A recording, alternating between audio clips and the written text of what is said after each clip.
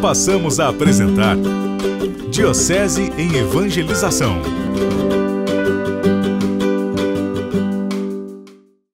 O texto do Evangelho de hoje pode ser conhecido e aprofundado de duas maneiras: ascética ou mística. A mística é olhar o Evangelho de acordo com a intervenção de Deus. Naquele momento, Deus rompeu a humanidade e manifestou-se aos 3 apóstolos, Pedro, João e Tiago. A ascética é considerar o lado do ser humano diante disso. E eu vou falar sobre esse aspecto. Como nós podemos hoje, no século XXI, viver a mesma coisa que Pedro, Tiago e João viveram naquele dia com Jesus. Então observem as pessoas que às vezes leem mais, que eu não vou comentar o lado místico, eu vou comentar o lado humano da transfiguração de Jesus. Domingo passado nós comentamos a primeira vez em que a palavra Espírito aparece no Salmo 50. Lá está assim: dai-me de novo um espírito decidido. Agora nós vamos meditar sobre a segunda vez em que esta palavra aparece no Salmo 50. O Salmo 50 reza assim: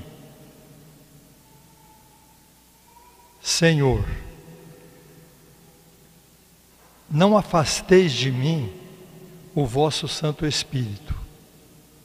Coisa triste quando o Espírito de Deus afasta-se de nós. E nem é às vezes o Espírito de Deus que se afastou, a pessoa que não sente Deus dentro dela. Então tem a impressão de que Deus está longe, Deus sumiu, onde está Deus? Uma vez uma pessoa estava com tanto problema, começou a contar os problemas, depois me disse que uma hora dentro de casa sozinha, ela disse assim: Deus, pelo amor de Deus, né? É engraçado falar isso, né? Deus, pelo amor de Deus. Então há momentos em que parece que, Deus, pelo amor de Deus, onde o Senhor está? Né? Mas vamos ver então essa parte. Você hoje, como pode puxar aquilo que os apóstolos sentiram? Eu vou chamar esse evangelho de hoje de, olhem o que eu estou dizendo, na parte humana, dar uma espiada por cima do muro, enxergar o outro lado, enxergar o lado de Deus, enxergar a presença de Deus, dar uma espiada. Vocês vejam, o que São Paulo nos diz hoje: somos cidadãos do céu, mas nós estamos na terra. Como, sendo terreno, eu posso conseguir me comportar como cidadão do céu? Então, para explicar isso, eu vou dar um exemplo e depois vou dissertar a respeito desse exemplo. Uma mãe me contou que ela tinha uma criancinha de uns 5 anos e essa criança vivia perguntando toda hora: quem é Deus? Onde que Deus está? Perguntava à mãe, perguntava ao pai, perguntava à catequista, vivia perguntando a todo mundo: quem é Deus? Onde que Ele está? A mãe, a catequista, de acordo com a cabecinha da criança, respondiam: olha, Deus está em todo lugar. Deus criou o sol, Deus criou a lua, Deus mandou Jesus Cristo para nos salvar. E a criança perguntava de novo: quem é Deus? Quem é Deus? A mãe já estava ficando nervosa com aquilo. Depois, um dia, ela estava passeando com a criança. Era uma tarde bem bonita, uma tarde limpinha, de mãos dadas com este filho. E estavam andando. O filho ficou olhando o céu, olhando as nuvens bonitas e perguntou: mãe, foi Deus que criou o sol? A mãe me falou que teve vontade de falar: ô moleque, já te falei umas 300 vezes, será que você não sabe? Mas ela não falou, ficou quietinha. Segurando na mão dele, respondeu: foi. Ele apertou a mão da mãe, apertou a mão da mãe e disse: é isso aí que nós temos que aprender a fazer, meus irmãos. Quem faz isso uma vez por dia pelo menos, vai viver muito bem. Ele está aqui. Ele está ali. A turma não faz hoje. Está todo mundo com raiva, correndo e estressado. E não se lembra que Deus pode se manifestar numa coisa tão simples. E isso não depende de idade, não depende de instrução, não depende de nada. Pode acontecer com uma pessoa muito instruída, pode acontecer com um ignorante, com uma criança, um idoso. A qualquer hora acontece assim: Deus está aqui, eu não percebi. Perceber a presença de Deus. Eu li um livro, o autor do livro é jornalista, era jornalista, ele morreu em 1995, nasceu em 1915 e morreu em 95, 80 anos. Participou da Segunda Guerra, e ele é francês. Foi editor de jornal, e o livro que ele escreveu, olhem, prestem bem atenção, que interessante o dele. Então é um homem diferente desse menino, um homem muito instruído, conhecidíssimo na França inteira. O nome do livro é o seguinte, o título: Deus existe, eu o encontrei. Como ele começa o livro? Olhem só, o livro Deus existe. Ele começa o livro, a primeira frase: Deus não existia. Aí ele explica por quê. A família inteira dele era do Partido Comunista. Ele morava numa cidade da França, a única da França que não tinha igreja católica. A família da parte da mãe dele eram judeus, né? A família era judia. E para ele, assim, Deus é a mesma coisa que falar esse piso aqui, né? Deus não existia. E não é que ele tinha raiva de Deus, ele não tinha problema psicológico, não tinha assim uma busca, está buscando, mas não encontra. Não, nada disso. Simplesmente não existia. Não precisa falar em Deus. Deus é uma fantasia que inventaram, eu não vou atrás disso. Olhem só o dele como foi. Ele estava andando com um amigo numa rua de Paris, e o amigo era católico, e entrou numa capela para rezar e pediu para ele esperar um pouco. Ele ficou lá fora esperando. Como o amigo estava demorando, ele entrou na capela, não achou nada fora do normal, um prédio.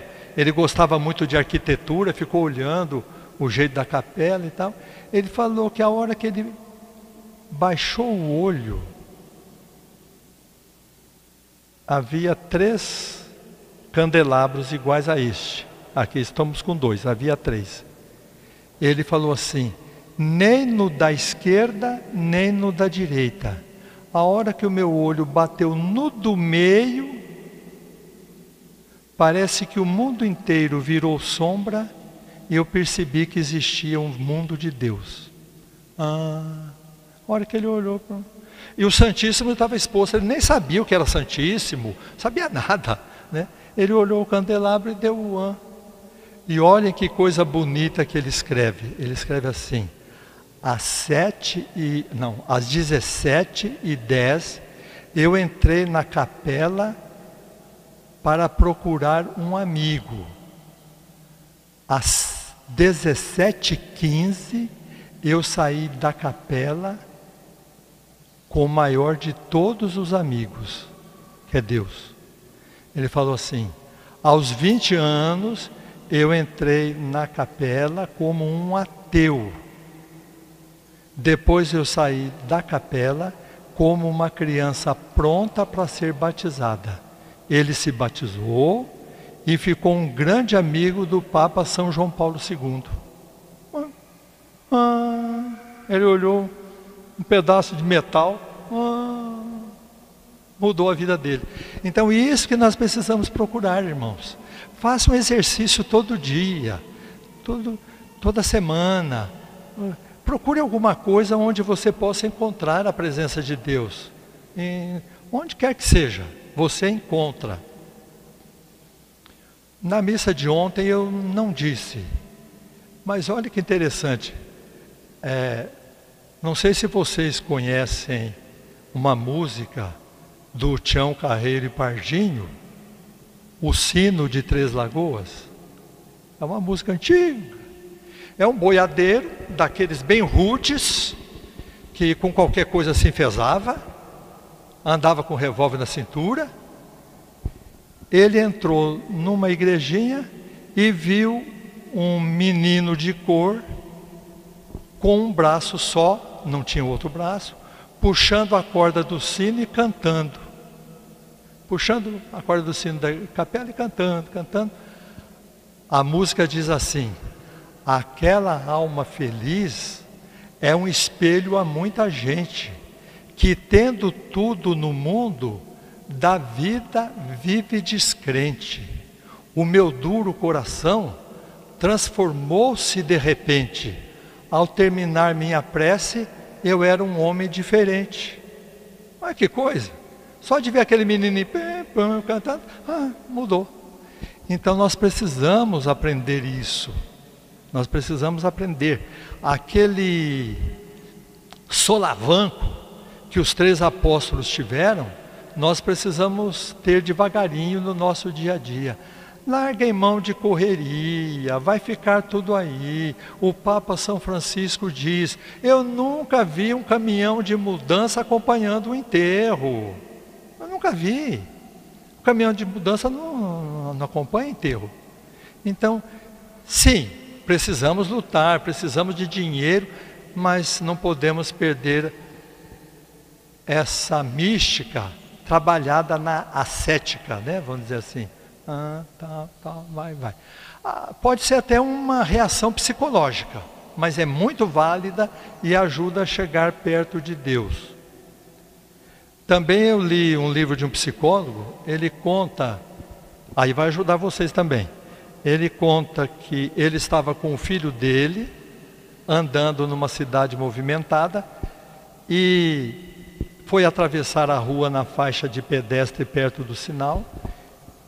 O sinal deu vermelho para os veículos, e ele foi para atravessar.